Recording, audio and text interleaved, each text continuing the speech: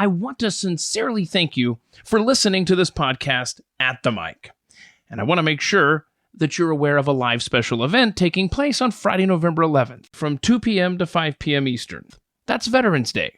Step one is to head to youtube.com/atthemicwithkeith and subscribe to that channel.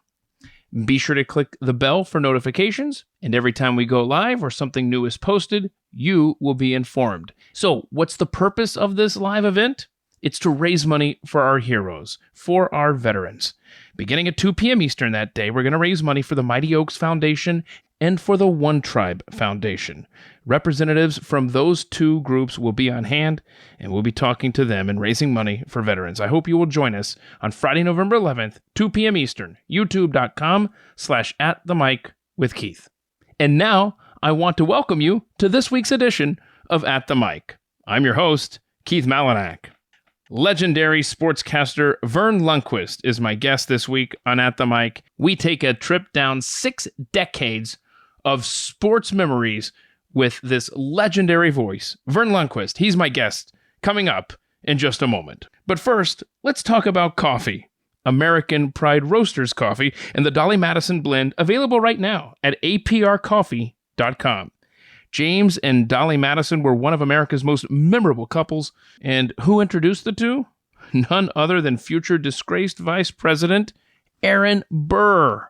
Although Dolly was 5'7" and James was 5'4", there was an instant attraction, and the two fell in love, got married in 1794, and remained devoted to one another for the rest of their lives. When Dolly Madison died in 1849, she was one of America's most beloved people, and of course, she is famously known for saving the iconic Gilbert Stuart painting of George Washington, a copy of the Declaration of Independence, and other priceless treasures from the White House just moments before the British soldiers arrived during the War of 1812. Her meal was still warm when they broke into the presidential residence. That's how close she came to being captured, or worse, by the Redcoats, who, as you know, burned the White House that night. Well, in honor of that brave First Lady, Dolly Madison, American Pride Roasters Coffee wants you to be aware of their Dolly Madison blend, which features French roasted South American beans with raspberry flavoring mixed in to add a dash of dessert flavor. And I think you should give it a try today when you head over to aprcoffee.com. And don't forget that promo code ATM stands for At the Mic. ATM will get you 10% off your entire purchase at checkout. Check out all the blends that they have available at aprcoffee.com.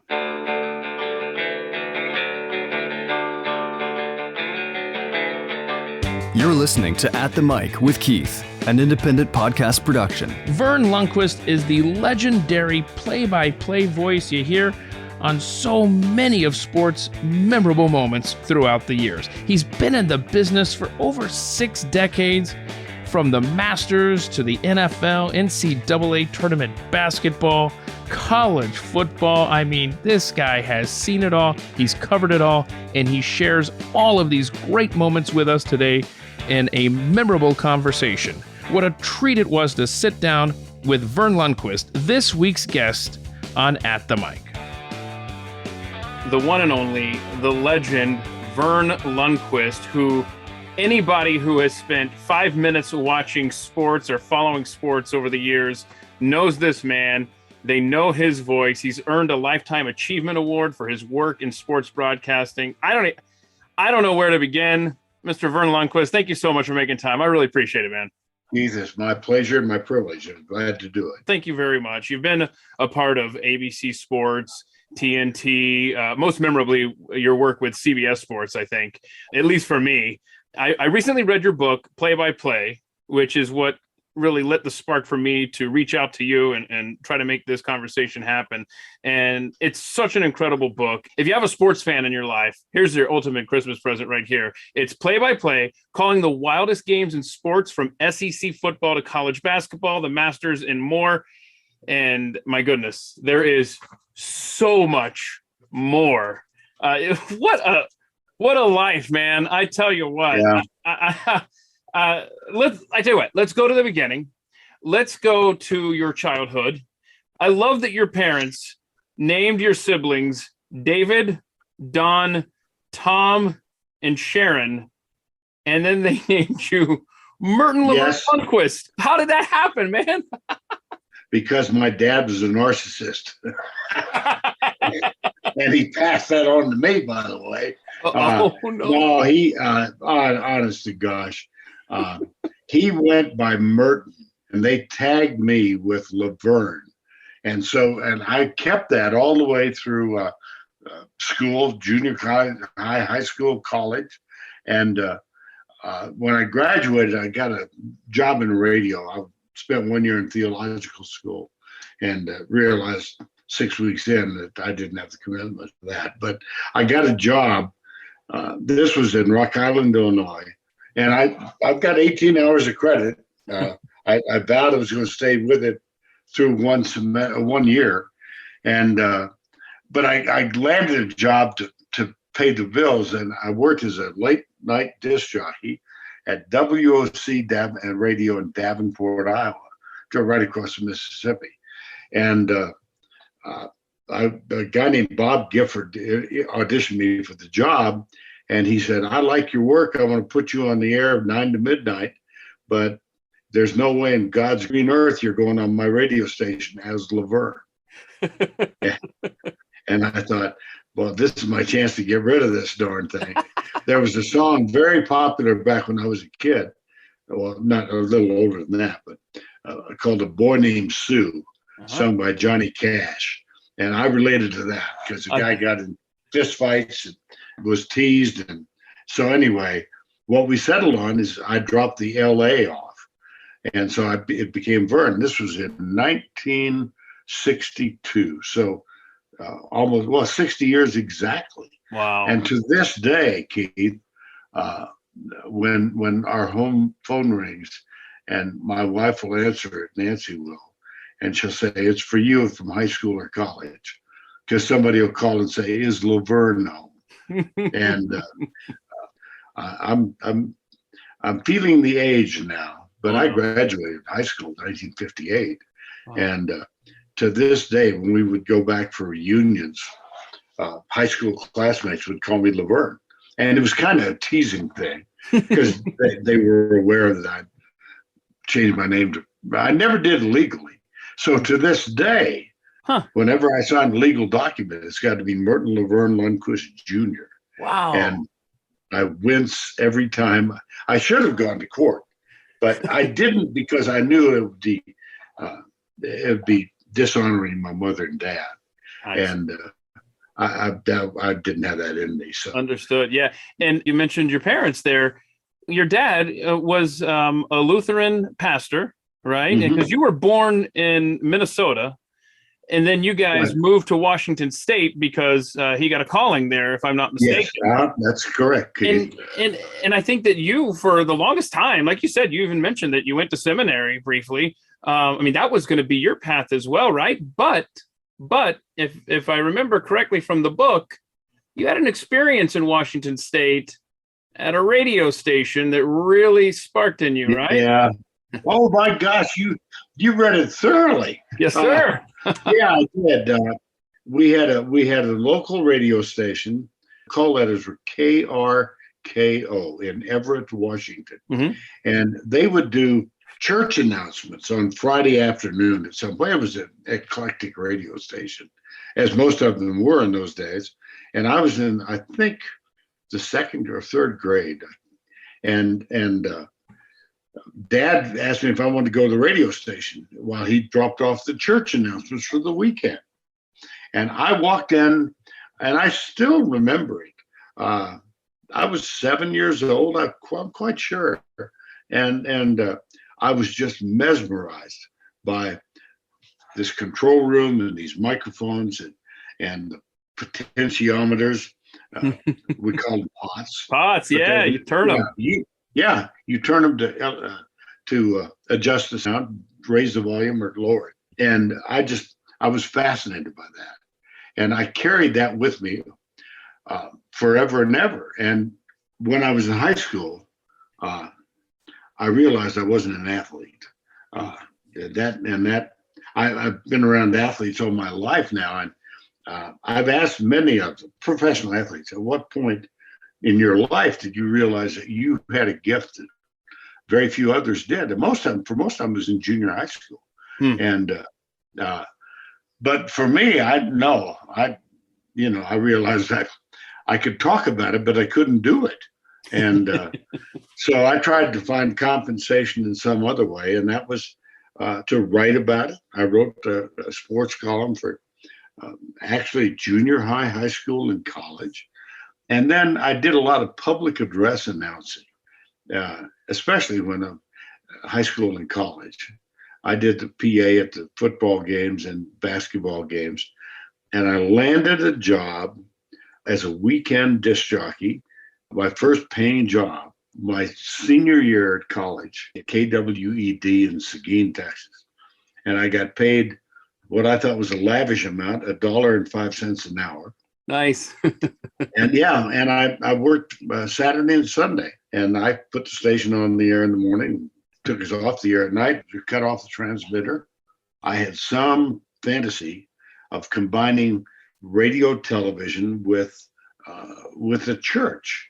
And I actually, somewhere back in the memorabilia room back this way, I've got a letter from a Dr. John Bachman at Union Theological Seminary in New York City. And I wrote him because they provided an avenue to combine the two interests, church, religion, and broadcasting.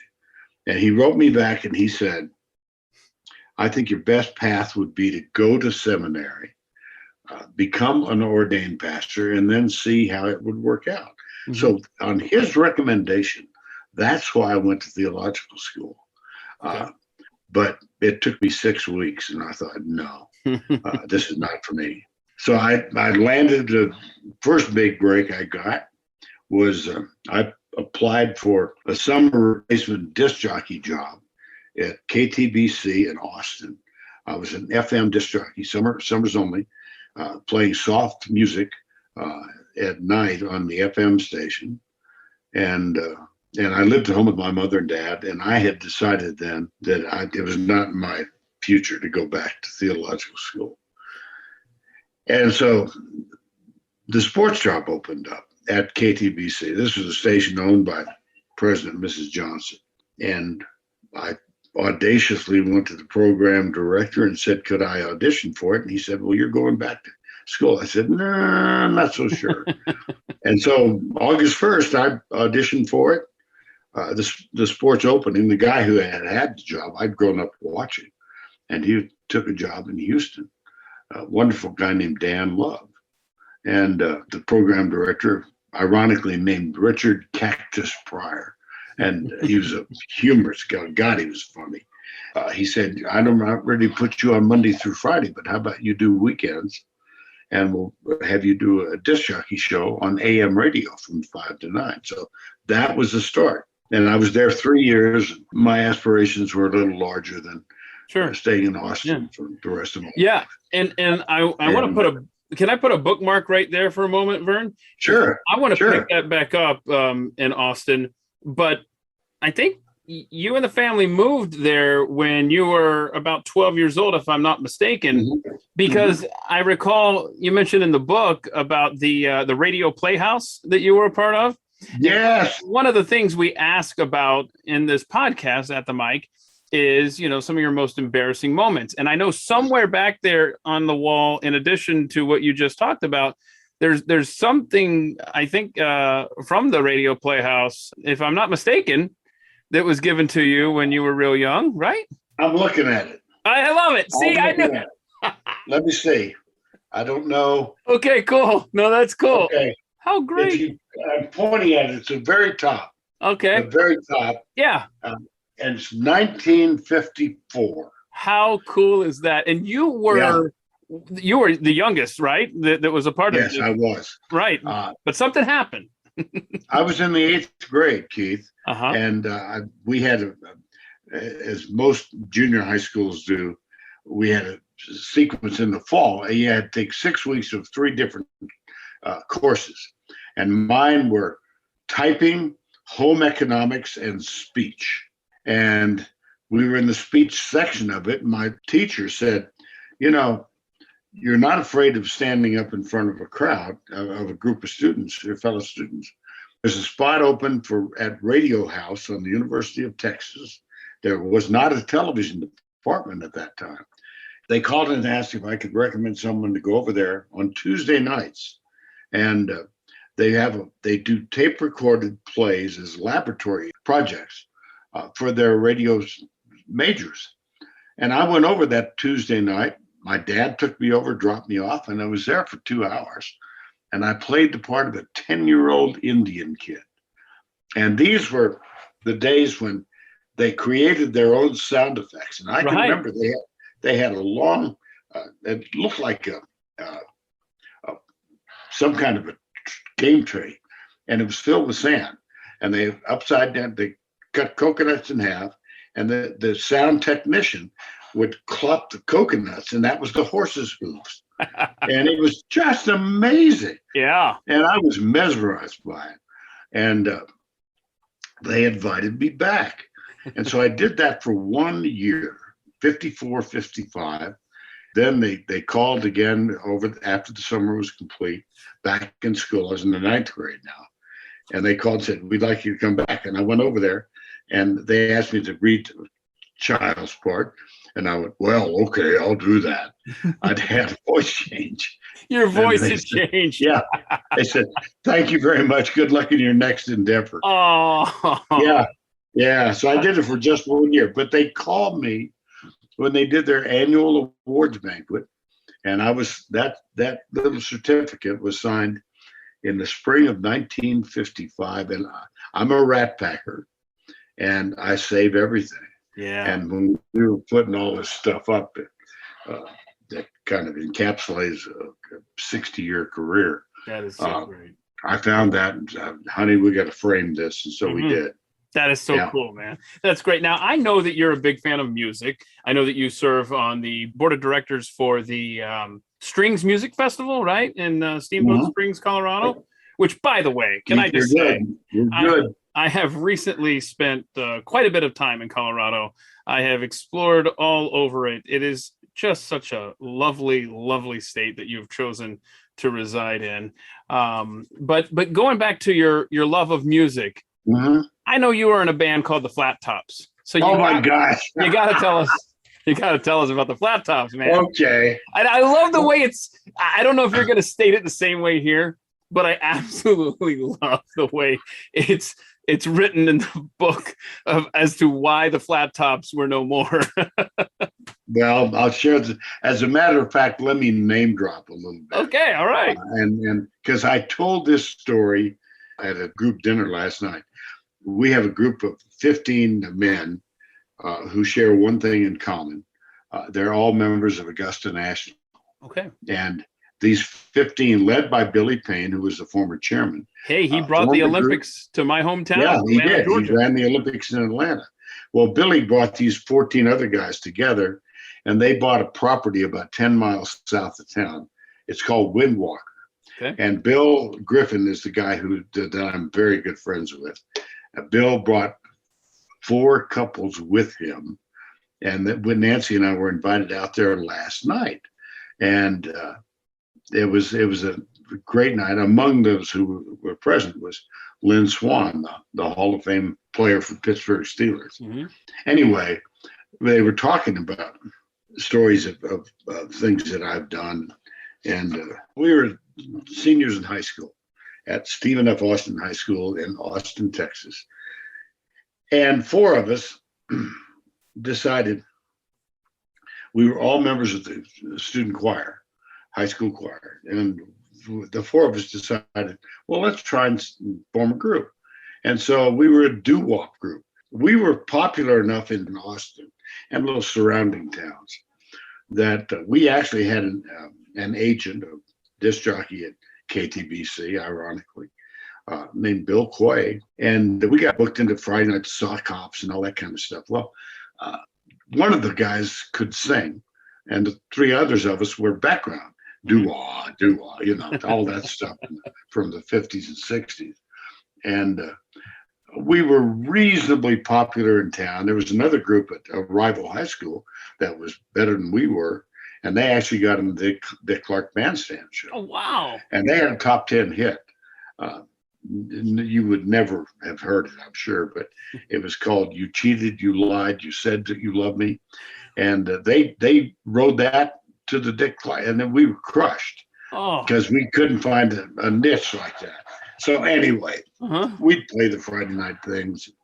Dan Showalter was our lead singer. In the parlance of the day, Dan got his girlfriend Sharon in a family way, and so he had to drop out. And the rest of us, the three of us, looked at each other and said, "Well, we're finished." They're finished, yeah. And that was the end of any kind of musical career. Sure. I think it's fascinating. In the 50s, you saw Chuck Berry, Fats Domino, Frankie Lyman, Elvis Presley, all in person at the same show. My goodness. I hesitate to ask you, but no chance that ticket stub is hanging on that wall back there anywhere. I wish it was. Yeah. I wish. Sorry. It happened in San Antonio. Wow. How cool is that? So you could get your driver's license at 14. Yeah. In Texas in those days. I was stunned when I read that. Yeah. Yeah. And how about that? And we had I think it had to do with rural areas and children being capable of driving to help their parents out. I believe that was the initiation of that rule, that law. But we had a guy who had his driver's license. So we chugged down to San Antonio and watched. Elvis Presley was the fourth listed performer. We knew he had just made, whatever his first hit was. One of his first hits was Hound Dog, I think. I think that was the one. But I mean, he was extraordinary. Yeah. Just extraordinary. You got to tell us about your first radio show, Playhouse of Hits, but something happened the first time you introduced the show that's going to require some editing on my part later. Thank you for reminding me. Well, I reported, and I told all the kids in the dormitory, all the guys, "Hey, I'm going to be on the radio today. Make sure you tune in." And the morning was spent plugging in and then unplugging a variety of religious services. So we'd open with the Baptist church, and next would be an hour for the Methodist, and then we'd go to the Presbyterian. We'd do the Catholic Mass, and we'd get up to 11 o'clock, and that was the Texas Lutheran University. And so we'd do the Lutheran church. And then at noon, by golly, I got to be a disc jockey. And the show was called Playhouse of Hits. And I can vividly remember with some degree of chills that I queued up a very popular song at the time called Brazilian Sleigh Bells by Percy Faith and the Orchestra. And I queued it, and I practiced this. I eased the potentiometer up to increase the volume. I slipped open the microphone. I had cleared my throat beforehand, and I let it establish for 10, 15 seconds.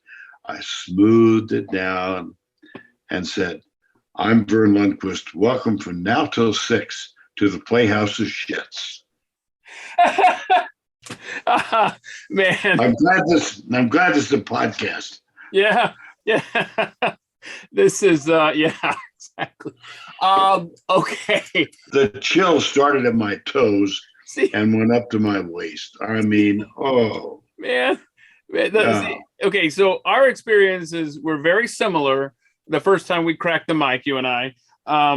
Mine was less memorable, however, but here's what I recall, because I was nervous, my hand shaking, and my hand is just sweating, and I'm volunteering at my church's radio station, and my big moment, man. My family's listening because they know at the top of the hour I'm going to give them the call letters, the time, and the temp. Okay, now the call letters and the time, I know it's going to be. I think it was 10 a.m. right, and of course I've written down everything exactly as I'm going to say, and the current temperature is And I remember just writing the temperature and scratching it out, writing the temperature because it just kept changing. And so now when it comes time, I crack the microphone, I'm shaking, sweating. And anyway, so I said it. There was nothing memorable about how I said it, but I just remember writing the temperature like 6 or 7 times, over the hour. Up. Anyway. Yeah. But man, that's a classic story right there. That and then of course you got teased on campus, and that was kind of fun. But I want to go back to Austin now, where you were working at that radio station, and you were there the day JFK was assassinated. Tell us about that day for you, man. Yeah, I was. My disc jockey shift was from 5 to 9 every night, but periodically I'd come in as a temporary relief. And then this on November 22nd of 63, I was working the noon news block. So I'm in the control room, and we had the 15-minute newscast, and our control room in those primitive days was almost adjacent to the newsroom. And so you could walk, if you were the announcer in radio, you could just open the door and you were in the announce booth. And then I'm running the controls at the time. And we did the noon news, we did the weather report, and we were on a pre-recorded agricultural report about 12:25 in the afternoon. Ironically, I'm on the phone because I wasn't on the air. I'm just running the board. I was on the phone with my boss's, the station manager's daughter, who was a high school classmate of mine. Her name is Nita Louise Kellum, and she's still living. And she was calling me to tell me that her father had arranged for me to not have to work that 5 to 9 shift so that I could accompany her to listen to JFK speak that night, because his itinerary was he started the morning in Fort Worth, right, flew Air Force One. It's only 35 miles, but he flew over to Dallas, landed at Love Field. And I was confirming with her that I would be her escort there. We weren't dating. It was just a chance for us to sit in the audience to listen to President Kennedy. Right. And Hal Nelson, the newsman, opened the door and gestured to me, said, "Put me on the air immediately." And I broke into I said, "Nita, I got to go."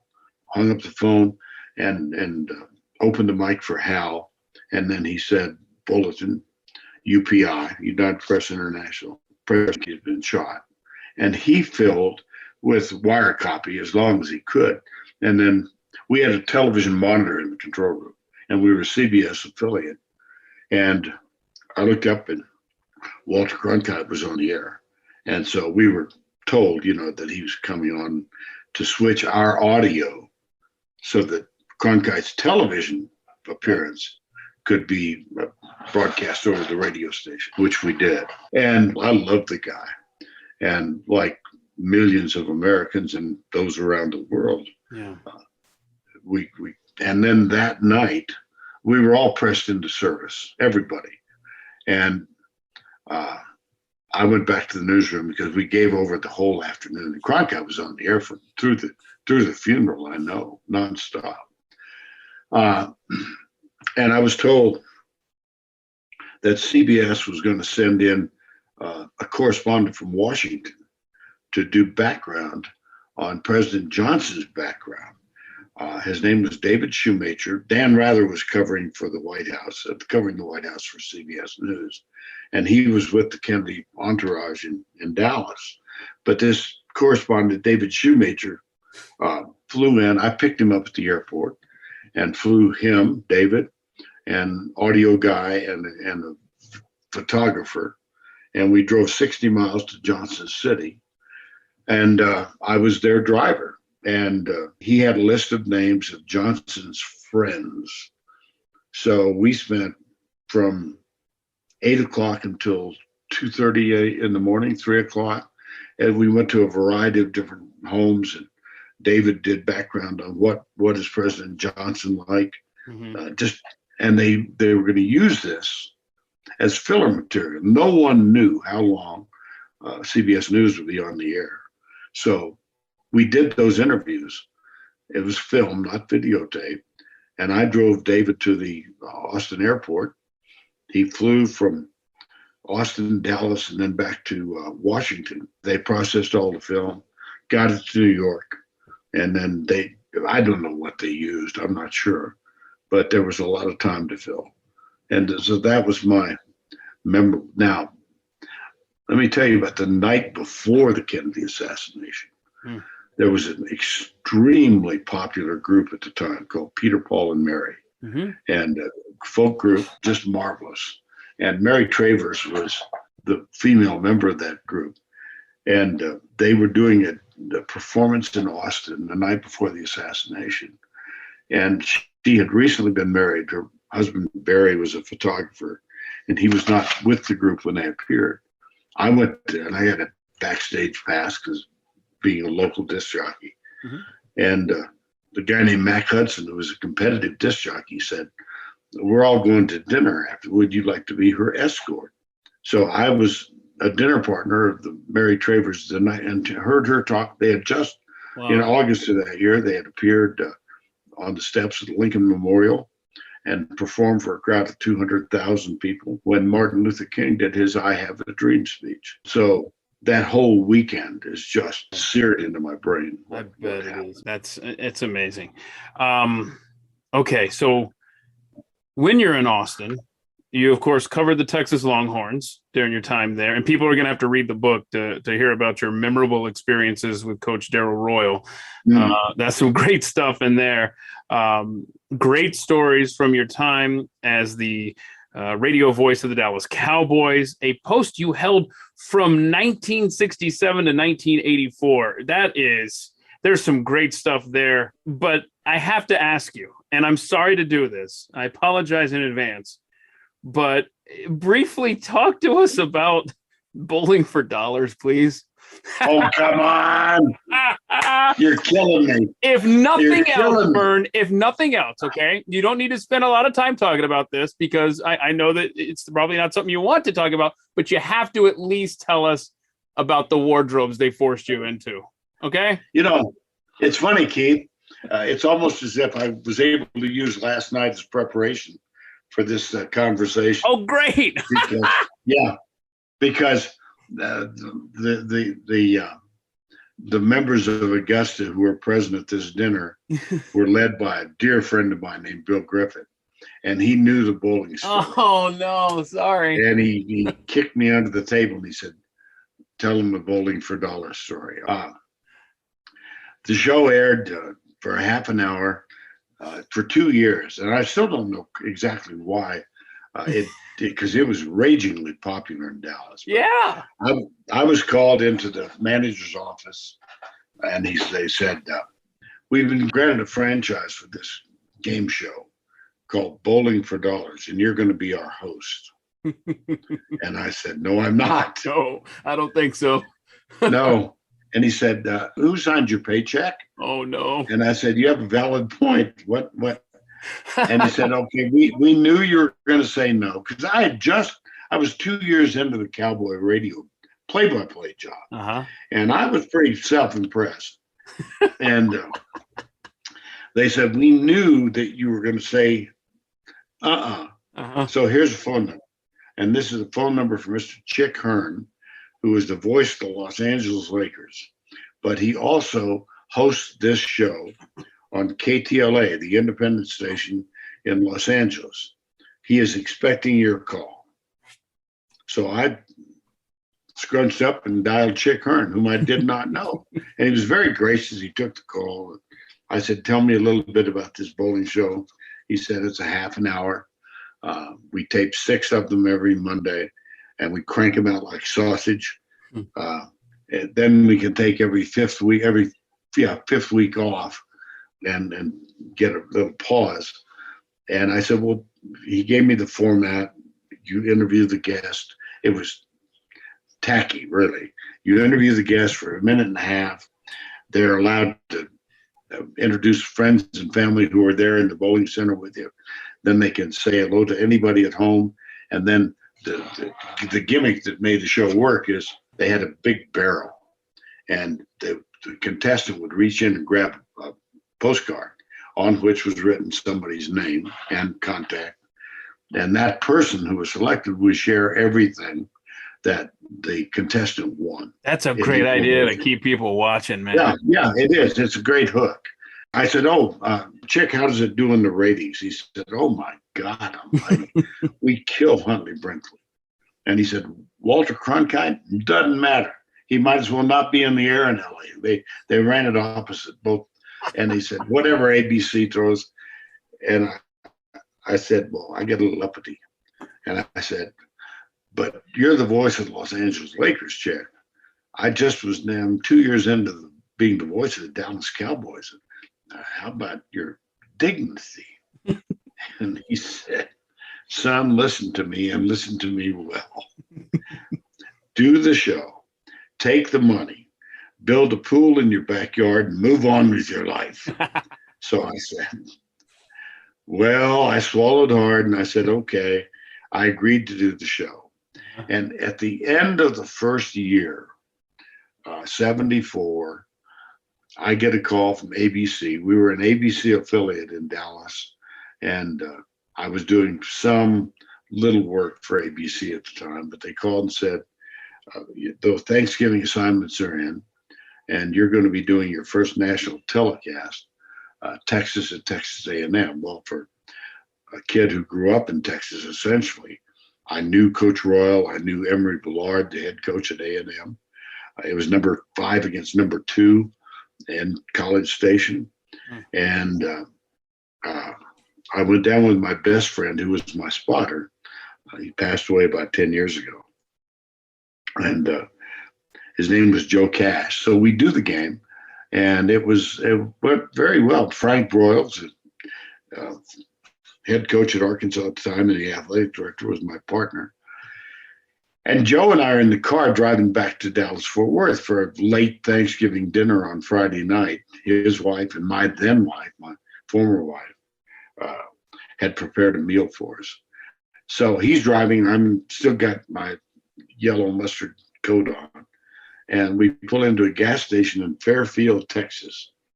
And this is when they still did full service. So the guy came out and he opened the hood, checked the fluid, did the tires, put the hood down, filled it up with gas. Now he's doing the windshield. And Joe went in to use the facility. And so I'm sitting there feeling very, very self-important. And the guy started rubbing the windshield. And I could tell, you get this little hint, well, by golly, he knows who I am. And he's going to say something real nice about the telecast today. And he kept looking, and I thought, well, I can make sure he knows who I am. So I turned, see that little ABC patch on. And he kept rubbing the windshield, and finally he put it down, turned back, and yelled inside the gas station, Rudy, God almighty, get out here. It's that bowling for dollars dude on the TV. Oh, no. That didn't feel good, did it? Not at all. It was really popular. Yeah. 607.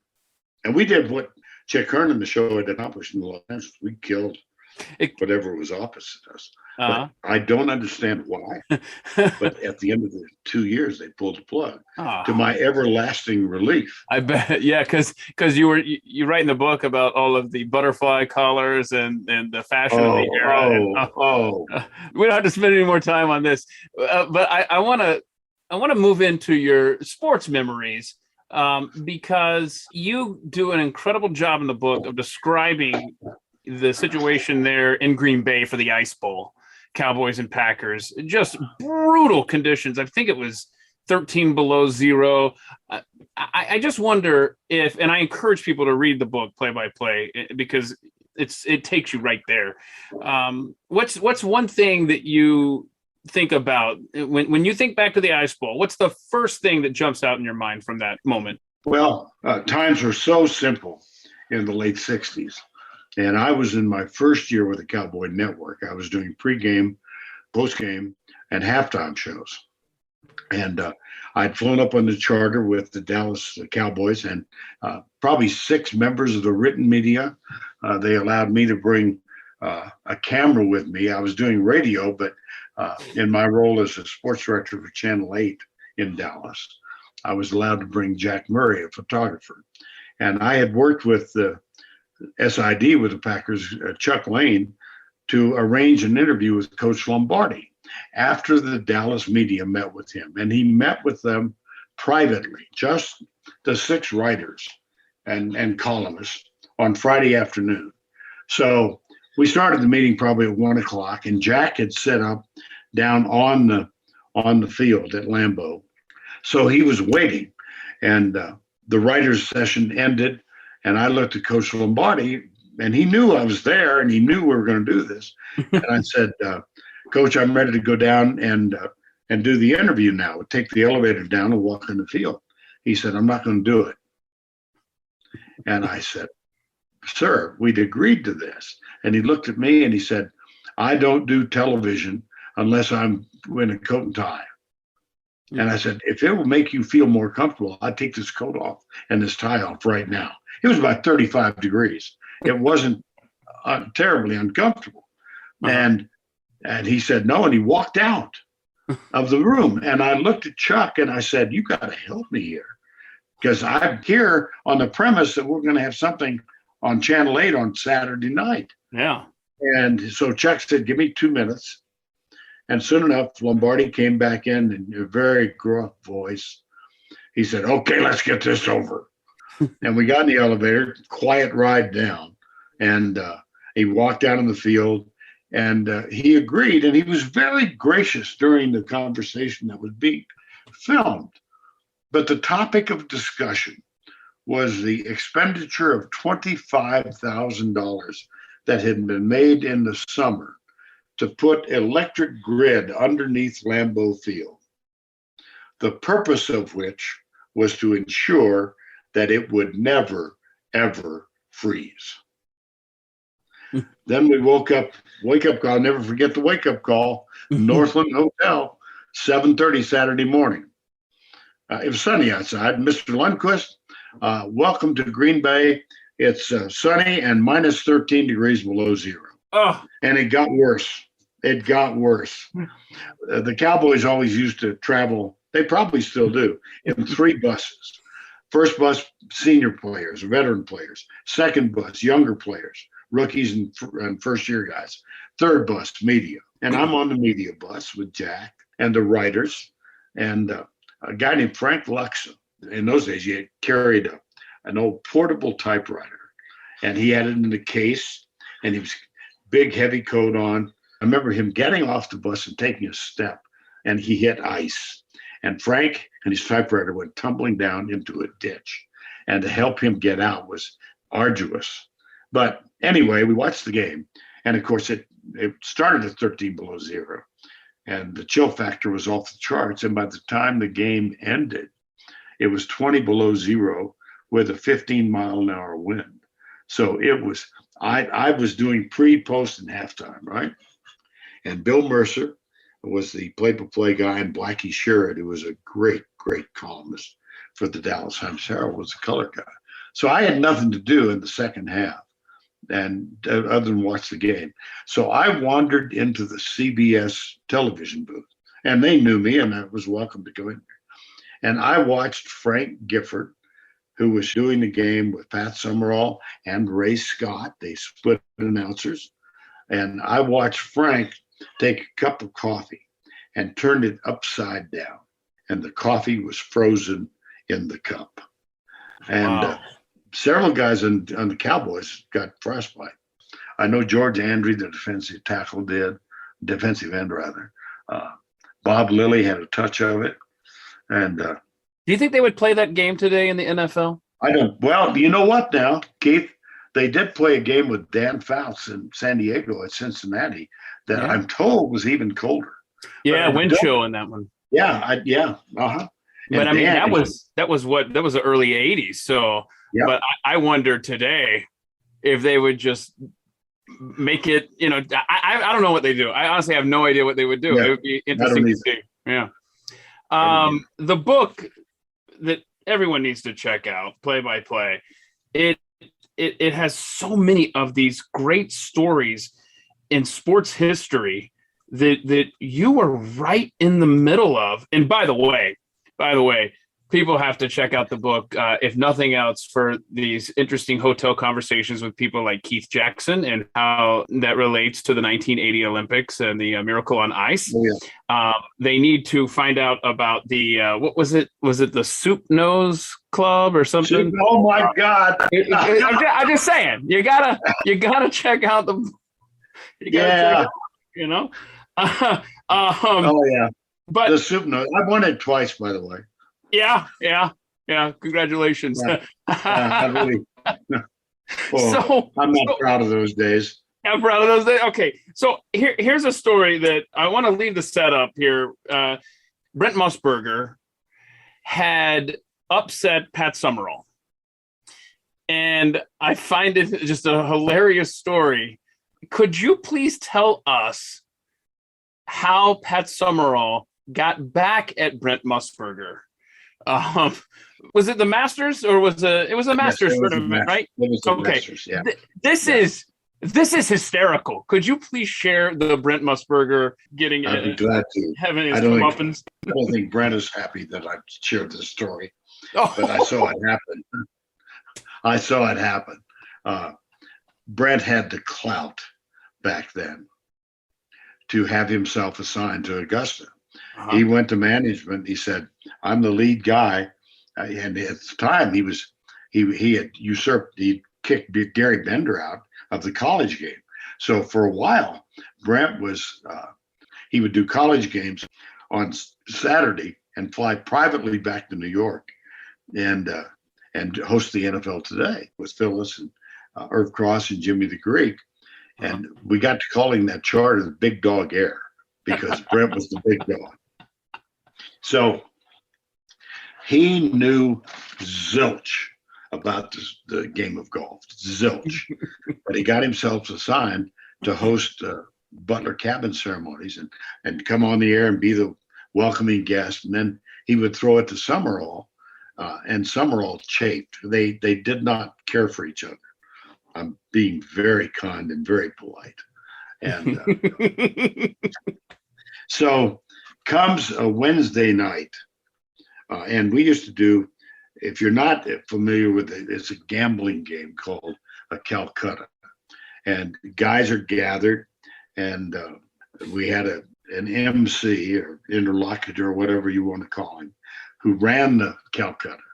His name was Bob Drum, and he's the guy who wrote for the Pittsburgh Post-Gazette. He's gone now, as is Pat, of course. And he's the guy who he found Arnold Palmer and popularized, he coined the phrase Arnie's Army.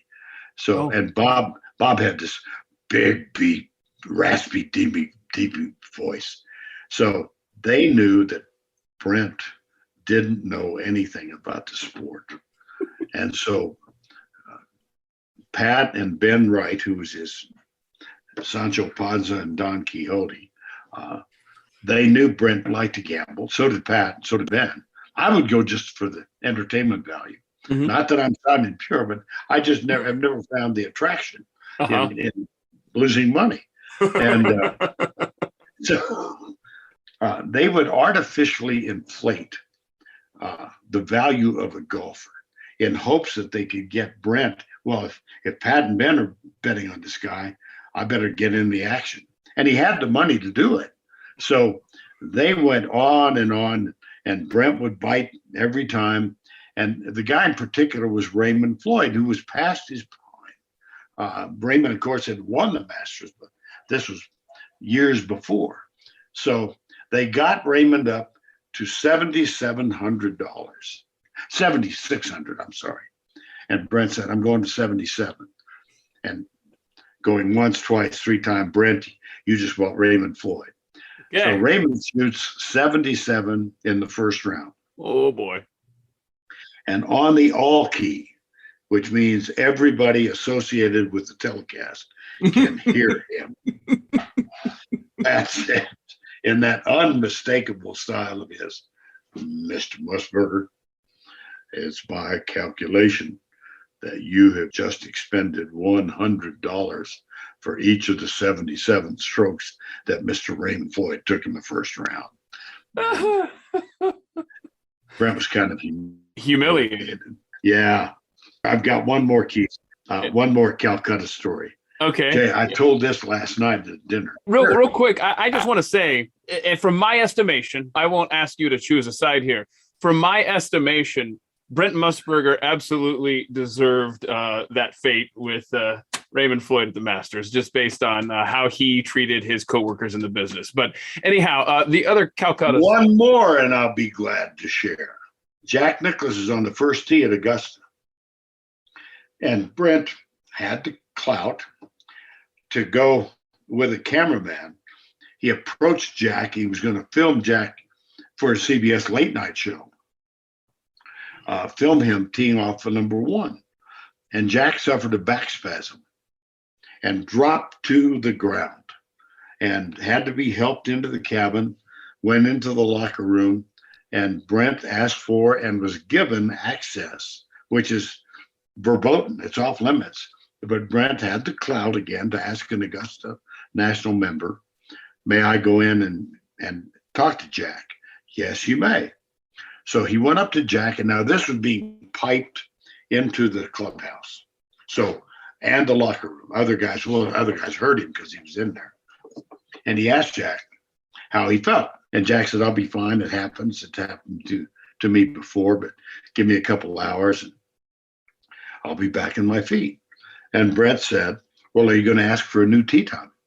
You don't ask for a new tee time. It's not in the rules. But Brent didn't know that. So yet again, it didn't help Brent's credibility. No. Oh my goodness. So one more Calcutta story. Yes, please. 86. I love this. This is in the book, and I love it. Please take the floor. Well, Bob Drum again was conducting the ceremonies, and in 1986, and Jack Nicklaus's name came up for bidding late in the conversation. It wasn't early, and everybody else of value, deemed value at that point, had gone off the board, and so Bob Drum looked around the room. He said, Jack Nicklaus, who's going to bid money for Jack Nicklaus? Not a hand raise, nothing. Come on, you guys, it's Jack Nicklaus, for crying out loud. Greatest golfers ever lived. Somebody give me money for Jack Nicklaus. Quiet. And in the very back of the room, just about then, Tom Brookshire, Pat's former football partner, walked in with a guy named Charlie Brakefield. And Bob looked up at Tom Brookshire and he said, Tom, congratulations. You just bought Jack Nicklaus for $400. Now, that's a Wednesday night. Head forward to Sunday afternoon. And Jack did what he did famously at the 17th hole and took the lead and walked to the 18th tee. So he's up by one. And I stood up, took my headset off. At the time, the 17th tower was open on the top. And we were prone to get bad weather at times. And then there was a reporter's platform 10 feet up. I was 20 feet up.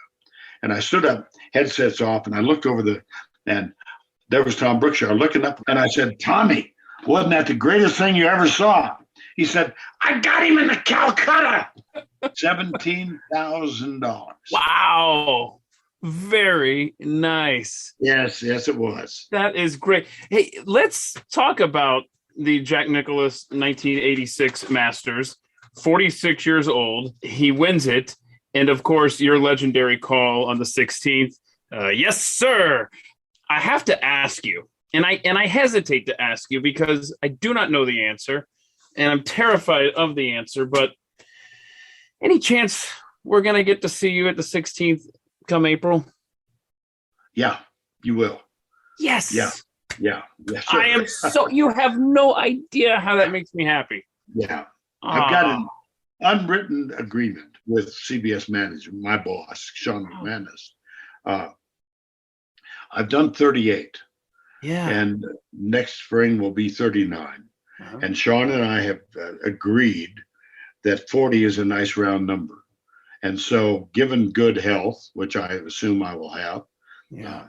then I think I'll do the next one, 2024, and then I'll walk graciously into that good night, and then I'll step aside and watch Jim Nance soar by me and set the sights for longest tenured announcer. I at that point, Keith, I will be the longest tenured announcer at the Masters. But Jim has done one fewer than I have, and he's only 61 years old. And his goal is to work till he's 75. Wow. And, yeah, and he'll achieve it. I just, my personal opinion is he and Nick Faldo were the best anchor team in golf telecast. And now Nick is retired to Montana with his wife and is going to stare at the Gallatin River and look at the mountains. But Trevor Immelman will be the replacement. I think Trevor, Masters champion 2008. I think Trevor will. It's going to be tough replacing Nick, but Trevor has the goods to do it. So anyway, that's my deal, and I'll be very, very content if I can reach 40 Masters tournaments. I'm so pleased to hear that. Like I said, I almost hesitated to ask because I just fearful of the answer, but I'm so glad to hear that news, Mr. Lundquist. Okay, you have covered, I think the book, I think it said 20 different sports, but out of all of the sports you've covered, a lot of people who aren't usually into sports and watching it on TV know you from the Olympics. Right. And your partner at the Olympics with the figure skating was Scott Hamilton, just a great human being. And I loved hearing your praise for him in the book. I had the chance to briefly meet him. He came to the studios one time, and I can absolutely confirm just a genuinely wonderful human being. You know what? Yeah. He's as good a guy as he is a skater, was a skater. He and Tracy, his wife, live in suburban Nashville. That's her hometown. Okay. And they have two naturally conceived sons. And I say that only in the context of Scott fighting testicular cancer. And then he had a benign tumor on his optic nerve. So he's a battler. I was going to say, in addition to what he battled as a child. Yes. Illness caused stunted growth and the high voice. Now he's 5'3" and weighs 115. He's an adopted child, Scott is. And one of the more poignant things in my life was to watch the night of Nancy and Tanya in Lillehammer. Scott and I were in the green room, the dressing area that we shared with Tracy Wilson and our production crew. And Scott was in the corner. He knew his dad was sick. And he got on the phone, talked to his dad. I've got home video. I'm an incurable documentarian. Oh, wow. And I was taking video of his dad talking to Ernie, his father. And then he hung up and we kibitz. We're getting ready in a casual way for the night. And Karen, and then Scott's girlfriend, called him and said, Ernie passed away 20 minutes ago. And I said, Scott, do you want to have Tracy come up and take your spot? He said, no, give me an hour. And he went out and walked. It was a quiet night, but snow had fallen. And he just went for a walk for 35, 40 minutes and came back and he said, okay, I'm going to be fine. So he was facing that the night of Tanya and Nancy. I mean, obviously that was an extraordinary event. Yeah. Did I understand correctly in the book? Was this, if not the most, one of the most watched sporting events of all time? Yeah. And I had no idea that Scott Hamilton was going through this on the other side of the camera. Oh my God. Yes, indeed. He sure was. And he was terrific. He always was. He had a passion for this sport, unlike any other person. In the back of the book, Keith, I said, somebody asked me if you had one event to do again, what would you choose to do? And I said this, I meant it then, and I still do feel this way. If I could sit next to Scott and share in one more Olympic event, that would be the punctuation point of my career. That is not going to happen, but I feel that way about Scott and what he taught me about his sport. Mm-hmm. I'll share this with you. I've seen him. He doesn't skate anymore, but when he retired from the Olympics, he formed a corporation, and they formed a company called Stars on Ice. And it was all these Olympic skaters, and they traveled around the country and chartered 737. And I've seen him in Madison Square Garden, 18,000 people. And I saw him skate out on the ice by himself, solo.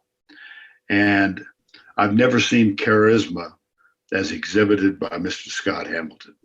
He somehow reached into the upper rafters and brought those people down with him.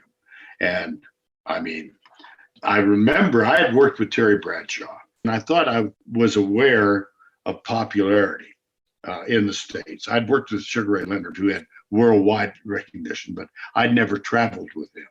Scott and I, the first very serious event we did was in the city that was then called Leningrad. And we did the European Figure Skating Championships as a prelude to our first Olympic experience. And Scott and I walked into the Yubileyny Arena in St. Petersburg or Leningrad. It wasn't a large place, probably 8,500 to 10,000 people, no more than that. But it took him 25 minutes to get from the entrance to the arena to our broadcast booth, because people adored him. Russian people adored him and stopped him and asked for autographs. They didn't have cell phones then, but they were taking Polaroid pictures, anything as a memento of their interaction with this Olympic champion. And it dazzled me to understand the impact of worldwide celebrity, not United States celebrity. And aside from all of the sporting events that you have been a huge part of, you knew you made it big when you were spoofed on Saturday Night Live. 1992. Middle weekend of February, Scott and I were involved in our very first Olympics. And he said to me before we started, well, I don't feel any pressure. All I'm doing is replacing Dick Button. And I said, well, there's no pressure on me. All I'm doing is replacing Jim McKay. So let's go. And yeah, we got through it, and to a degree that I never thought would be understandable, because on the middle weekend, which would have been February something in 1992, we both got phone calls from New York and said, did you hear that last night, Saturday Night Live did a 4.5-minute parody of you guys, and Dana Carvey played Scott, and he killed it. And Phil Hartman, the late Phil Hartman, played me with a degree of unctuousness that I thought, oh, come on, I'm not that bad. Well, I am. I was. And it is just Jason Priestley, who was a star then of Beverly Hills 90210, was the skater. And if you've never seen it, it's available on YouTube. And I use it in presentations to this day. When we were on this cruise ship, and I was, a month and a half ago, and I was speaking, and I came to the figure skating part, I do 2 videos. I do one of Tanya Harding on that night when she, as Scott said off camera, she's hijacked the Olympics, and the bootlace broke and all that stuff. Suspiciously, in my view. Oh, wow. Really? Oh, yeah. I don't know. What benefit would she have from that? An excuse for not placing. Oh, okay. Yeah. That's the suspicion. Never, ever been proven. The cartoon show worked because the ratings for that show were off the chart. Yeah. And the next morning we went to practice, Thursday morning, the Wednesday night show. And Neil Pilson, who was then our chairman of the board of sports, was there, and he said, "Have you guys heard about the overnights?" I said, "No." Well, we got a 48.5. Oh, It means 48.5% of every television set in America was tuned in. And the estimated rating was 126 million people. And I think that estimate has been downsized. But to this day, as far as I know, it is the highest rated non-Super Bowl sporting event that's ever been televised. And matter of fact, you can't see it, but back over my left shoulder, back here on the wall, I can see it right here. There's a frame with two mic flags, and those are the mic flags from the Wednesday night show and the Friday night show. And our production supervisor was a wonderful guy named Bob Tiley. And Bob said, "I thought maybe you'd want to have these." And so they're treasured mementos of that whole 2 weeks in Norway. that is great. I'm telling you, man, I cannot think of someone who has been a part of so much sports history, because you weren't just, I guess, pigeonholed into one sport. You did it all. And you were there for the 1992 NCAA tournament. Christian Laettner shot at the buzzer to give Duke the win over Kentucky. I mean, you have been a part of everything, Verne. What do you remember from that night? Oh, brother. Yeah, almost everything, especially the finish. Yeah. Just to refresh viewers' minds, Duke and Kentucky met in the Elite Eight championship. The other two teams that were involved were Seton Hall in Massachusetts, UMass, coached by John Calipari. And in this case, it was 1 versus 2, but Kentucky had been on probation for 4 years because of recruiting violations. And Duke was favored because they had 3 All-Americans. They had Laettner, they had Grant Hill, and then they had Bobby Hurley, all 3 All-Americans. Mm-hmm. Kentucky's star was a sophomore who was a great player named Jamal Mashburn. But it was a terrific game, almost from the start, back and forth and back and forth, and then went to overtime. And my most vivid recollection is of overtime, because a fellow named Sean Woods hit a bank shot with 2.1 seconds remaining in overtime, over Christian Laettner, off the glass and through. And Laettner and the guys, they'd been coached, just get timeout called as quickly. And they did immediately. And they went to the huddle and drew up the play. And the play was for Grant Hill, 6'8" sophomore, to throw the pass. Let me elaborate on the story a little bit, to throw the pass to Laettner. And to this day, in my view, Rick Pitino regrets the fact that he should have guarded the inbound pass. He didn't, and he defends that decision. Mm-hmm. But he did tell his 2 guys that were back, John Pelfrey and Derek Feldhaus, do not foul. And that's important to the execution of the play, because here was Grant Hill, unimpeded. He throws and then twisted a little bit, but the clock starts when Laettner touches the ball, and he had the presence of mind to take a step to the right, and he knew he had time to turn around and take the jump shot, and it went in. And Duke wins 104-103. And I worked with Lenny Elmore. My regular partner during those subsequent years was Bill Raftery, but Bill and I had not been together for a while. So Lenny Elmore, who was an All-American at Maryland, and then a Harvard Law School graduate, was sitting by my side. And Leslie Visser was with us as our Hall of Famer, was with us as our sideline reporter. When the game was over, I had the time to reflect that Calvin and Janet Hill were Grant Hill's parents. And Calvin and I were really good friends. He was the #1 draft pick of the Cowboys out of Yale in 1969. And we became friends. And Janet was once a suite mate of Hillary Rodham at Wellesley. And so Grant had intellectual chance of great promise. But Calvin and I were friends to the degree that I knew that they were expecting. And I was doing local television at the time. And I said, in addition to other stuff, and I said, when Janet gives birth, give me a call.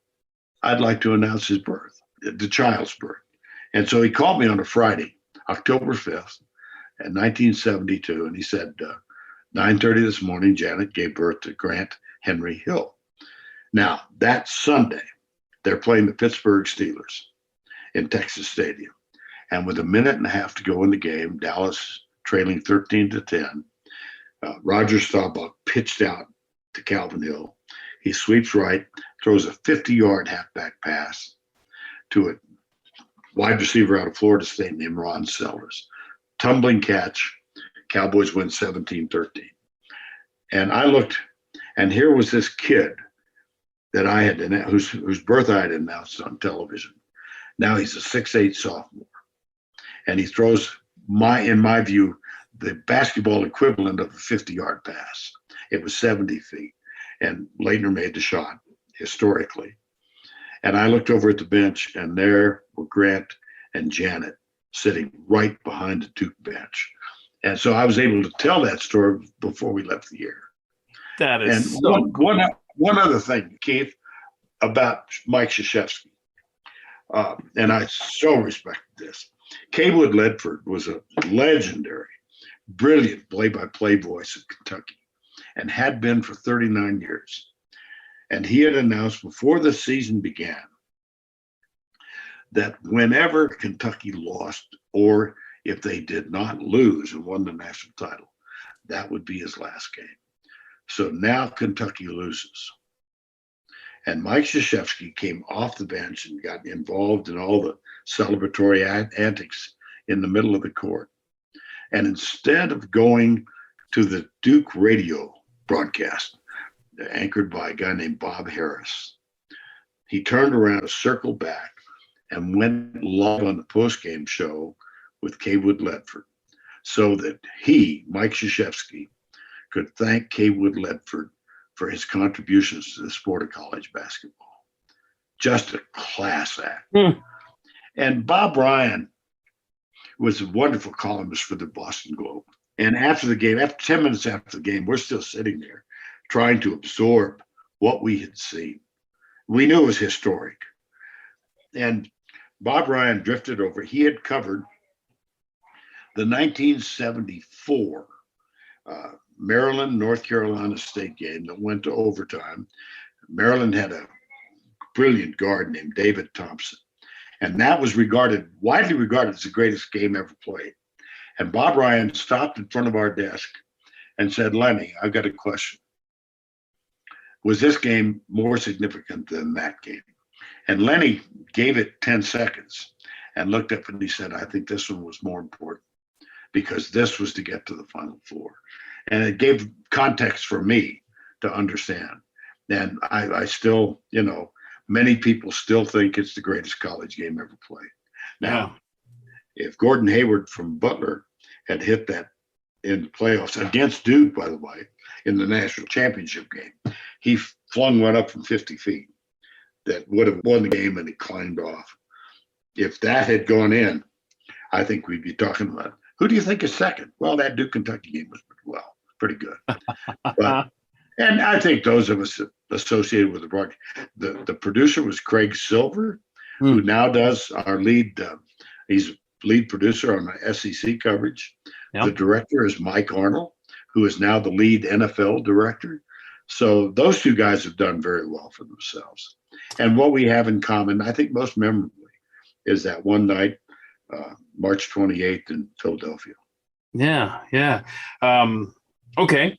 So talking about some of the greatest games of all time, obviously people know Uncle Verne as the voice of SEC football. I mean, you were there for the longest time announcing Saturday games. And I know that Auburn beat Georgia on a Hail Mary. Got it. Okay. Yep. And then 2 weeks later was the Iron Bowl. And I think, if I recall, you said that, and stop me if this is not accurate, I think you described that as the most memorable college football game that you have ever announced, correct? The Auburn-Alabama 2013 Iron Bowl. Yes, I did. And I still feel that way. A bit more about Georgia Auburn. Auburn had lost once early in the season to LSU, but otherwise they had an unblemished record. And they're playing Georgia in Auburn, and they faced a deficit, and they had 4th and 18 with a minute to go, something like that. And their quarterback was a kid named Nick Marshall. And on 4th and 18, he just heaved it as far as he could. And 2 defenders were back for Georgia. And logic tells you go out. It was 4th down, 18. Knock the ball down. Right. Well, one of the kids went for the interception. Think. Mm-hmm. And he tipped the ball forward. And Ricardo Lewis was running under it, reached back, tipped the ball, and caught it. And went in, and Georgia lost. Auburn won. So in the summation on camera, Gary Danielson, my beloved partner, said, "That's the greatest college football we'll ever see. No finish to a college game will ever surpass that." See, I'm glad you're saying it like this, because that's why I asked the question the way I did. Because you guys were thinking, yes, we've already seen the greatest college football game of all time, and you had to wait how long? 2 weeks. 2 weeks. 2 weeks. And now we're at at Auburn again for the Iron Bowl, and it now is the greatest college game I've ever seen. I get asked a lot, Keith, about, okay, you've been lucky, you've done a lot of significant events, memorable events, rate them, rank them, and I've always said, well, Jack, I think it's age related. Jack's 6 months older than I am, and I tried not ever let him forget that. He's 82 and a half. But Mike Vaccaro, who's a wonderfully gifted sports columnist for the New York Post, the next day wrote a column in which he said, Auburn, Alabama in 2013 provided the greatest finish to a single sporting event ever. And he listed 8 reasons why. And I said to myself, maybe I better reassess. And I think about it, and it's certainly, here again, you go to an event, you hope something memorable occurs, you hope that you're capable of putting a headline on it, verbally, and adding to the moment. But to have 2 games like that, and then to have Auburn now. I mean, people forget on the first play of the 4th quarter, A.J. McCarron hit Amari Cooper for a 99-yard touchdown. And that's an afterthought now. Yeah. And then Sammy Coates catches a pass of 38 yards, I believe, with only 37 seconds left. And then Alabama's kickoff, T.J. Yeldon gets the kickoff, and he goes up across the midfield, heads left, and in front of the Alabama bench, steps out of bounds, and it took him 7 minutes for them, the officiating crew and the replay guys, to decide if because the game had been declared over, and Nick Saban threw the challenge flag. The red flag comes out, and he says, "I believe we got a second left." And it took 7 minutes. They wanted to coordinate our end zone view with a sideline game view so that they were synchronized. And they could determine, and the official, who's a really good friend of mine, Matt Austin, was the referee, and he came on and famously said, "Please put 1 second back on the clock." And Nick was angry with his senior kicker, who had missed 3 of 4 field goals, including 1 block. So he decides to send out this red shirt freshman who was an immigrant from Poland. And he tries a 57-yarder, and it comes up short. And Chris Davis, I do a Zoom call every Wednesday with friends from the SEC. And it's a bunch of old reprobates. We're all getting on, but I love doing it. And we hash it out, share memories, and different topics come up. And we just talked about this week, the Auburn, Alabama, the Iron Bowl game. And we were telling stories about where we were and what we were doing.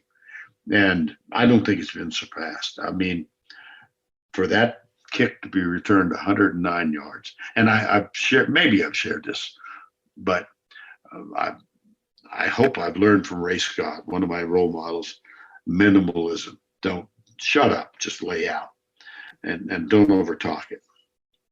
So, needless to say, I've seen that play. I've like the Saturday Night Live thing. I've seen the Iron Bowl hundreds of times. And at the end, I said, there are no flags, touchdown Auburn, and then added the punctuation point of an answered prayer. And I thought to myself, just for that long, dear God, don't let there be any flags on the field. And fortunately, there weren't. And that's the thing about YouTube. Like, for example, the Saturday Night Live thing happens. You know, I have no idea how much time passed before you got to visually see that. Today, we have YouTube and social media, which, by the way, you're very wise to stay off of. And congrats to you. No Twitter, no Facebook, nothing. I got this far. I ain't going to do it. No. But the great thing about the resource of YouTube is when you have some of these sports memories or something come up and you want to relive them. You know, I have a closet full of, well, let me back up. I'm an Atlanta Falcons fan, so there's not that much in the closet, but there are old videotapes, you know, and you used to have to get out the VCR and go back and watch. Now you can just type in a few things on the internet and relive those moments. And that's why some of these brilliant calls that you've had are so easily accessible for people. So I would encourage people, in fact, if they go to your Wikipedia page, the Verne Lundquist Wikipedia page, someone has nicely put all these awesome calls that you've had over the years and just go through them and go to YouTube and, you know, cross-reference them. You know, one of them, of course, Tiger Woods, the 2005 Masters with the chip in, which just, and I love how you describe in the book how the director held that shot on the ball as it just rested there on the edge for 1.8 seconds and then fell in. And my goodness, without that incredible shot, he doesn't make the playoff, doesn't win the Masters. But again, one of those awesome moments that you were a part of. Well, let me add this too, Keith. At 17 in 1986, that was Jack Nicklaus. It was, and I don't mean this irreverently, but that was not Tom Kite. I think we would have remembered Tom Kite sinking that putt, but it was Jack Nicklaus. And again, in 05 at 16, that was Tiger Woods. It was not Chris DeMarco who was playing with him. If it had been DeMarco, remarkable. But I think we'd have forgotten about it the next year. But and for me, just selfishly, to have my calls associated with Jack Nicklaus and Tiger Woods, I'll take that anytime.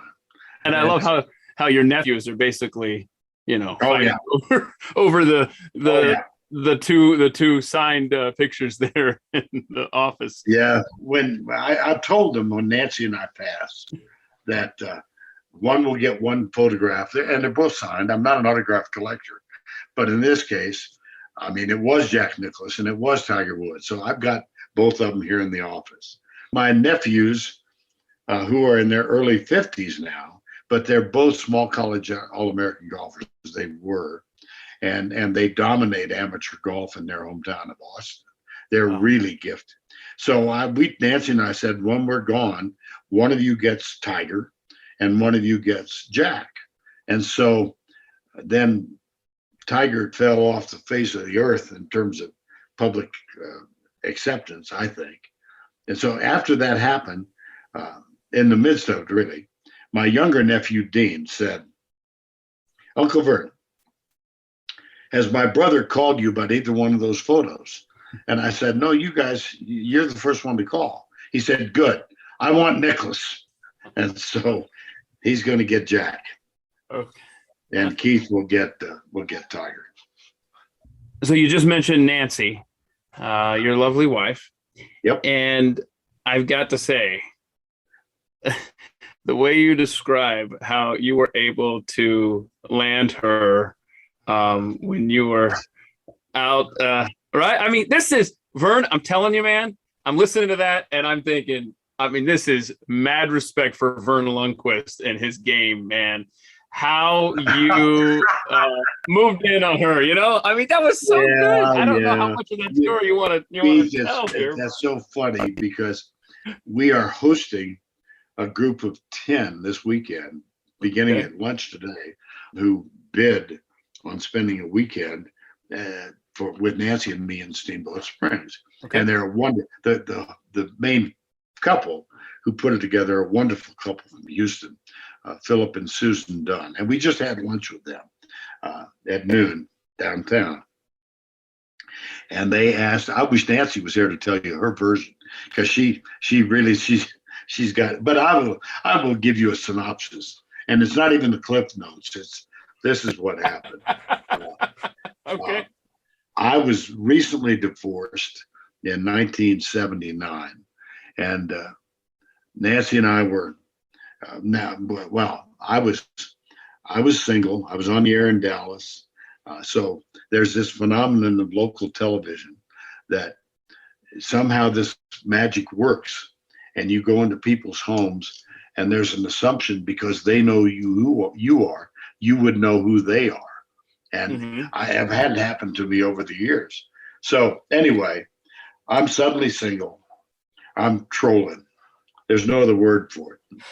And I went to this club called Arthur's, which we both hasten to add when we tell this story, was really an upscale bar.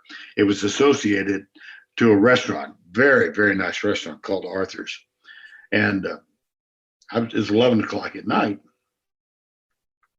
And I stopped in for a nightcap at Arthur's, our first drink, because I've been on the air. And I walk in, and Nancy is sitting at the bar, and her date is standing up adjacent to her. And he sees me walk in. He said, well, that's Verne. Let's invite him over for a drink. And Nancy kind of nodded with diffidence. She wasn't really intrigued by the idea. And so Raymond invited me to come join them. And he had a buddy of his, a stockbroker named Paul Bass, who was standing by him. So I walk over, I'm introduced, Nancy's sitting down, and I said that night, she's got the greatest smile I've ever seen in my life, and I still feel that way 40 years later, 42. And so Raymond has an idea. He said, I know you're suddenly divorced. I don't want you hanging around trying to pick up women in bars. He said, I've got an idea.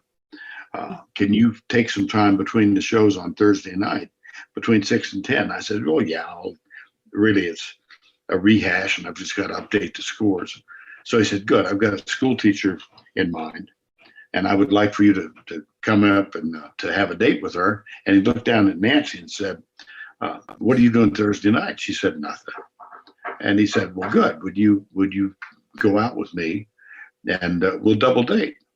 And she said, yeah, sure. Glad to do that.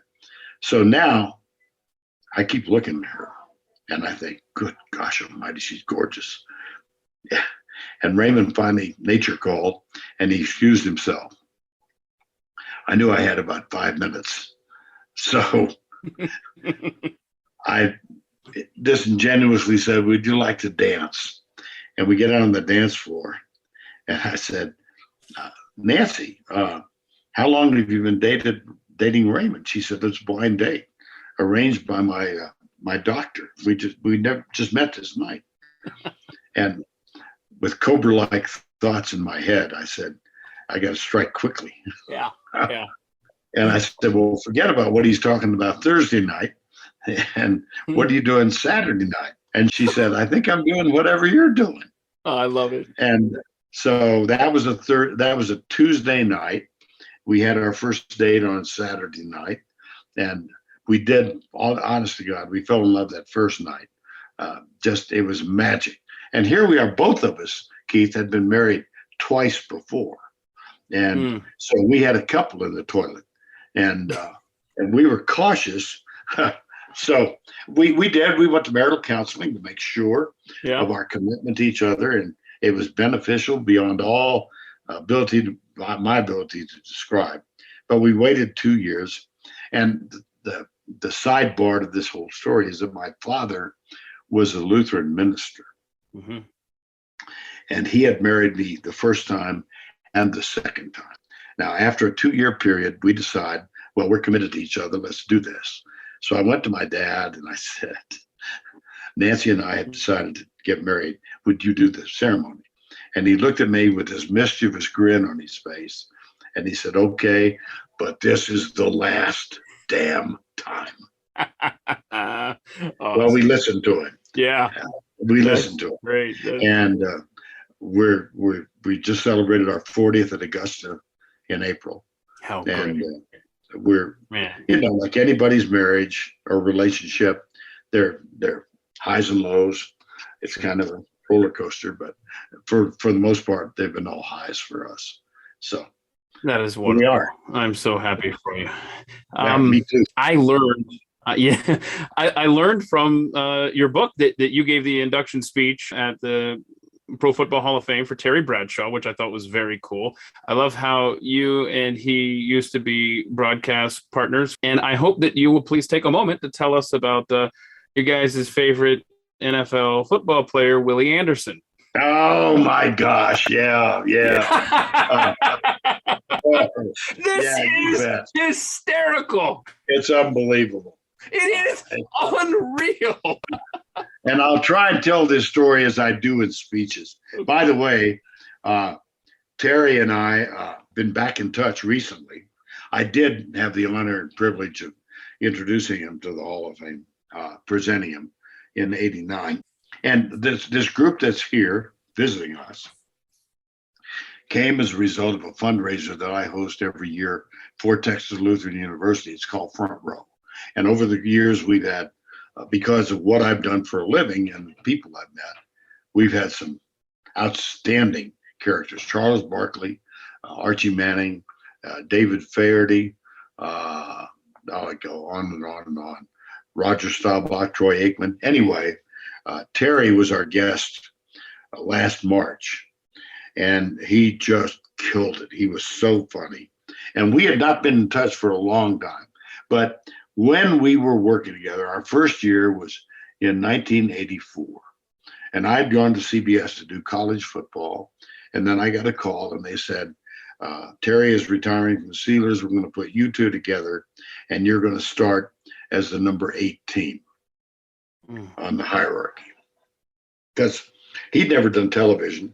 I'd been doing college. I'd done the NFL, but I came there to do college. So we're at our very first production meeting. And we've got Detroit at New Orleans. And as befitting our status within the hierarchy, the game was going to only Detroit. Because in those years, it had to be sold out in the home market for the game to be televised. So in '84, we're doing that game. And at the production meeting, Terry said, I got an idea. Let's get us a name for football player. And I said, what are you talking about? He said, well, here's my concept. He didn't use the word concept. Here's my idea. You know how on every kicking situation, kickoff, you know the kicker. You always know the kickoff return man. Every punting situation, you know the punter. You know the punt return man. But all that stuff that goes on in the middle, nobody really knows what that is. He said, let's invent us a football player. And I said, give me an idea how it works. And he told me his idea. So here's what happened. We got New Orleans at home against Detroit. Here's Morton Anderson. He kicks off and he kicks it deep to Billy Sim. Billy's got it at the goal line. He's out to the 10. He's at the 20. He's at the 30. Oh, my gosh. A vicious tackle at the 40-yard line. Terry, I'll tell you what, Bubba, that was some tackle by Willie Anderson, a free agent defensive back from Colby College in Maine. We never mentioned a number. Now the next week, we're in Tampa Bay for Atlanta at Tampa Bay, unless again it's point to point. Those are just those two markets. And okay, here's the punt, and it's Mickey Spillane back to punt from the 35-yard line. There he kicks it deep, and James Patterson's got it at the 20. He's out to the 30, the 35, he's to the 40. Oh, he gets a great block across midfield and finally tackled at the 42-yard line. I'll tell you what, Bubba, that was some block by Willie Anderson, a free agent defensive back from Colby College in Maine. Willie played 14 games in the NFL that year. Different team every week. Different team. We never used a number. And at the end of the season, our producer, Mike Burks, called Colby College in Maine. And he said, I'm Mike Burks, CBS Sports. And the guy said, who are you? He said, I'm Mike Burks. I'm a producer at CBS Sports. And the guy said, what the hell's going on with you people? He said, I got alumni calling me, what year did Willie Anderson play here? We got no record of Willie Anderson ever playing here. What are you doing to us? And Mike said, well, that's really why I'm calling. Look at all the publicity you've gotten at Colby College. And the guy understood, and Mike said, would you send me 8 Colby College T-shirts? I'm going to give them to the crew.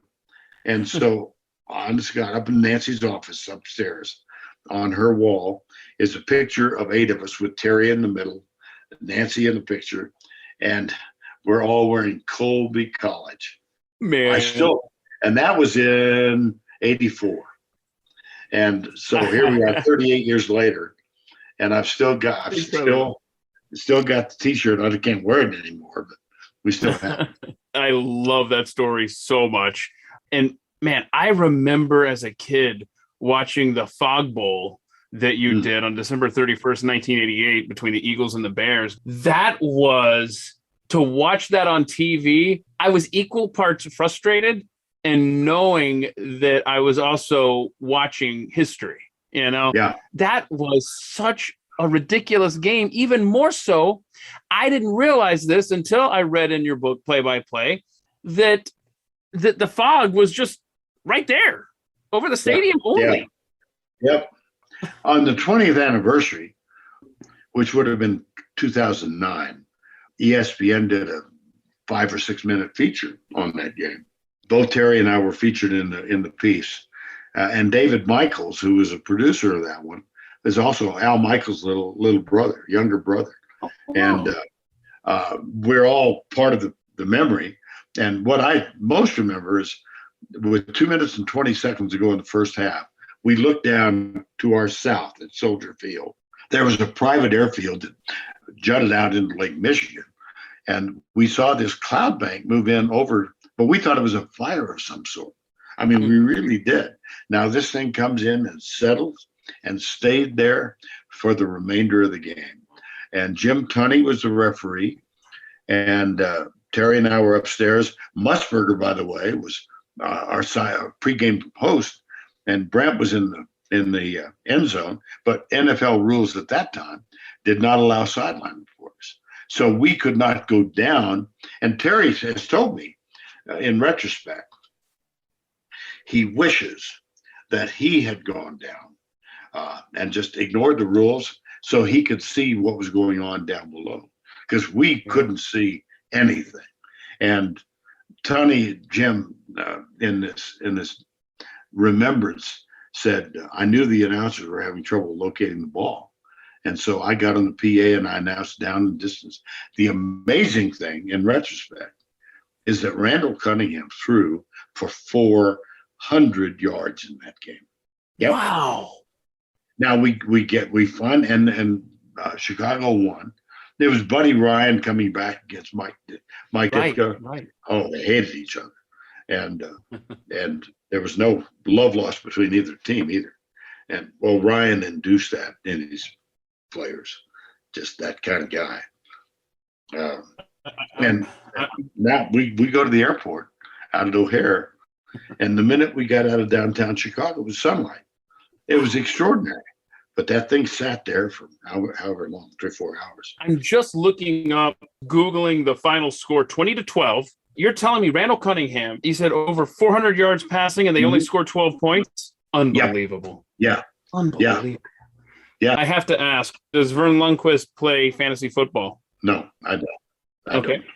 And let's see here. What is the biggest change that you have seen in sports? This may be impossible to answer in your time covering it, sir.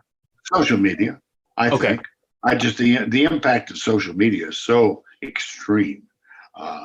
I think it's changed the way we relate to it, athletic competition, the way we visit with each other about it, the way we gossip about it. That and Amazon Prime. I mean, holy cow. Who would have ever thought? And yet we watched last night. We finally joined the 21st century. We got a smart TV. And so we watched Al and Kirk Herbstreit. And by the way, I think they complement each other nicely. Yeah, I do too. I think they're doing a fine job. I know them both almost in equal measure. I mean, Kirk I know better because game day has been around so many college games we did. And so I know Chris and Kirk and Corso and Desmond Howard.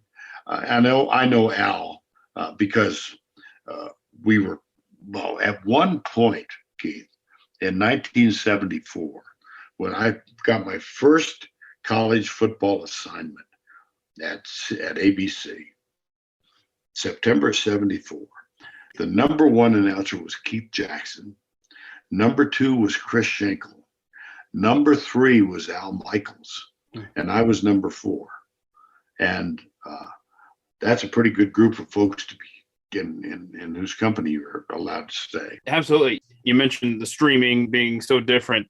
I just want to put that into perspective, if I may. You mentioned how games being blacked out in your home markets. Growing up in Atlanta as a Falcons fan, I feel that you might get a kick out of this. I can't believe I'm telling the story.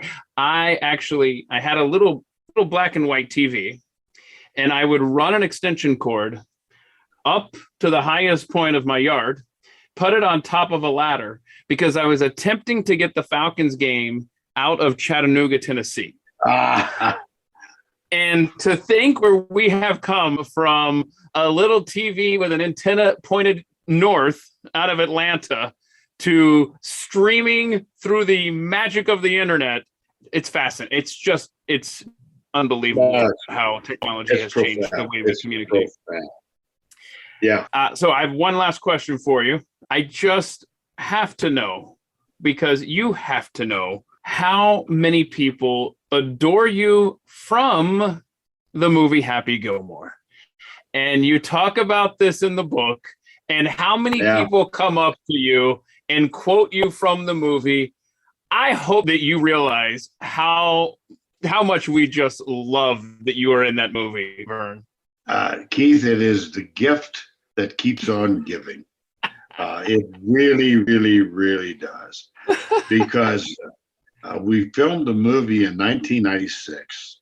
We filmed my part of it at Whistler in British Columbia, in Vancouver. And I flew up the night before to Vancouver. They picked me up, and I got the whole thing. I got a chair with my name on the back. They put me in a trailer for hair and makeup, all that kind of stuff.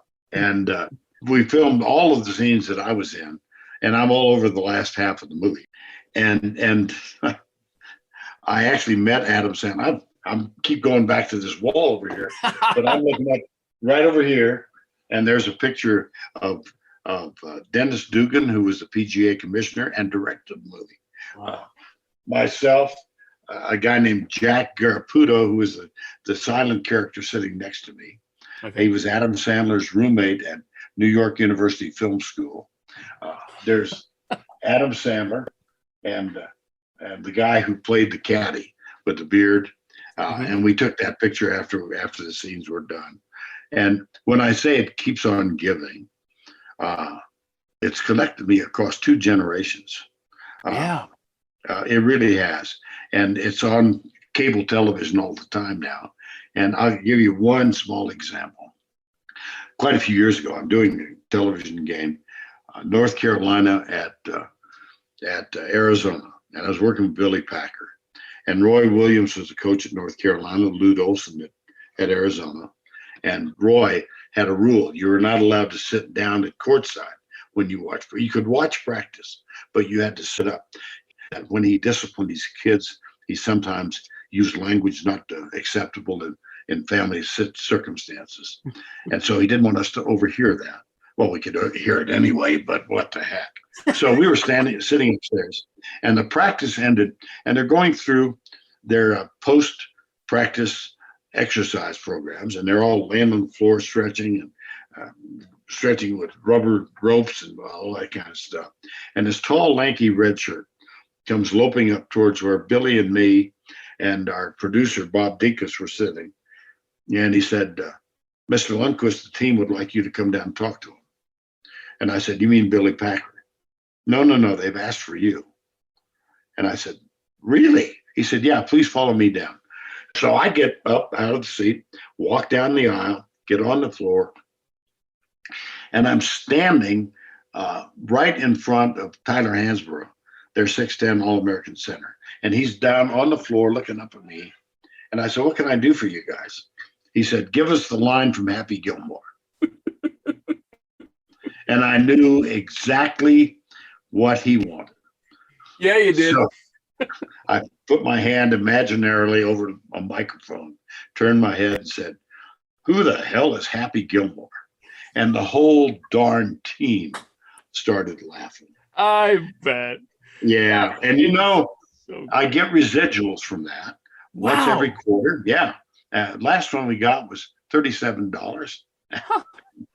That is so cool. Yeah. To this day, Keith, honest to God, I'll get packages in the mail and photographs. There's some site on the internet where you can go and it's usually there are several photos, but always it seems there are 2 or 3 of the scene when I'm sitting with Jack Jaraputo, and I put my hand over the mic, and they, please autograph this and self-addressed stamp envelope and send it back, and that happens weekly to this day, and that was in 1996. So we're talking 26 years ago. I tell you what, Verne Lundquist, you have no idea what an honor this conversation was for me, sir.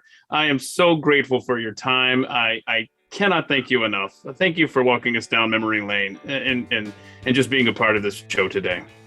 Well, Keith, thank you very much. I hope you'll stay in touch. I've enjoyed it. Well, thank you so much, sir. And I absolutely will. Take care. Thank you. Bye-bye.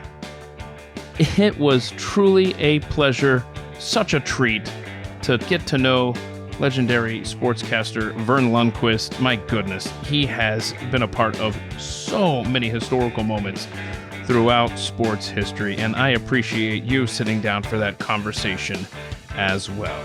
Next week, we're going to sit down with Brian Kilmeade of Fox News Channel. You know him from Fox and Friends, which comes on every morning on your TV screen.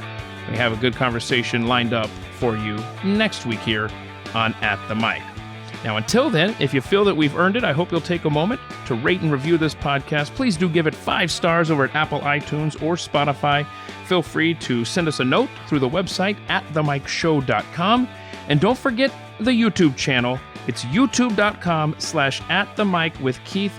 I really want to emphasize that as we get closer to Veterans Day, because on Friday, November 11th, 2 p.m. Eastern, we're going to do a live stream and raise money for important veterans causes and do some good for our heroes.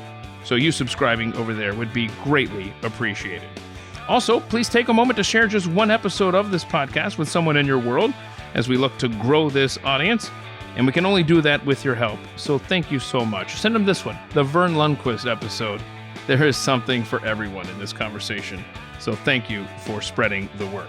Well, until we sit down again, I do hope above all else that you will go be free. And thank you for listening. This has been At the Mic with Keith, an independent podcast production. Head to atthemicshow.com for archived episodes, sponsor information, and ways to connect.